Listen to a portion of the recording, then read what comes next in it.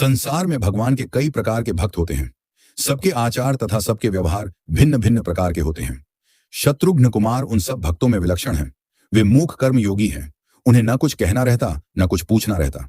भगवान के भक्त का अनुगमन करना, भक्त की सेवा करना, भक्त के ही पीछे लगे रहना, ये सबसे सुगम साधन है।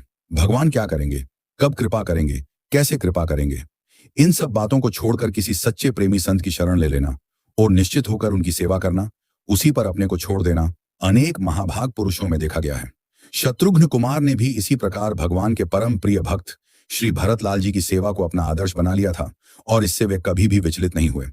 शत्रुघ्न जी के विषय में ग्रंथों में बहुत ही कम चर्चा आई है, पर जो आई है उससे उनकी एकांत निष्ठा का पूरा परिचय मिलता है।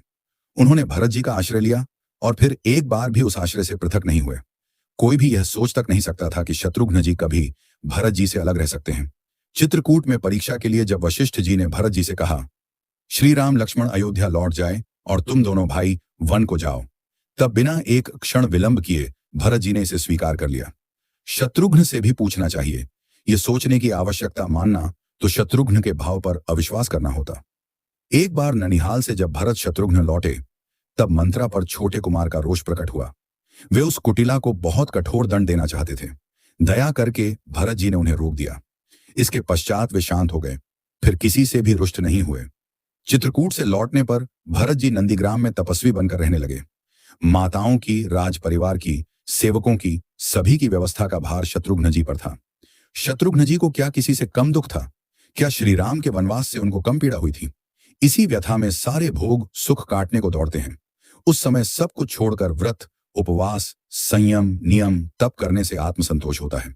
हृदय की पीड़ा कुछ घटती है, परंतु जब हृदय पीड़ा से हाहाकार कर रहा हो, जब वस्त्र आभूषण जलती अग्नि से लगते हो, तब दूसरों को प्रसन्न करने के लिए, दूसरों को सुख देने के लिए हृदय दबाकर, मुख पर प्रसन्नता बनाए रखकर उन सबको स्वीकार करना कितना बड़ा तप है, इसका कोई सहृदय अनुभवी पुरुष ही अनुमान कर सकता है।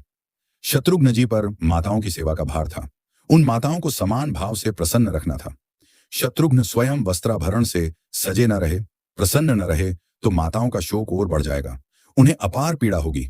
अतएव शत्रुघ्न जी 14 वर्ष अंदर से भगवान के साथ पूर्ण योग रखते हुए, पूर्ण संयम का पालन करते हुए, भोगों को स्वीकार करते हुए, प्रसन्न रहने की मुद्रा रखने का सबसे कठोर तप किया।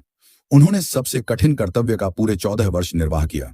श्री राम के राज्याभिषेक के पश्चात रघुनाथ जी की आज्ञा से लवण नामक असुर को मारकर शत्रुघ्न जी ने मधुपुर बसाई, वहां राज्य की स्थापना की और वहां का राज्य अपने पुत्रों को देकर फिर वे श्री राम के समीप पहुंच गए। पूरे जीवन में वे भरत जी की आज्ञा के अनुवर्ती थे।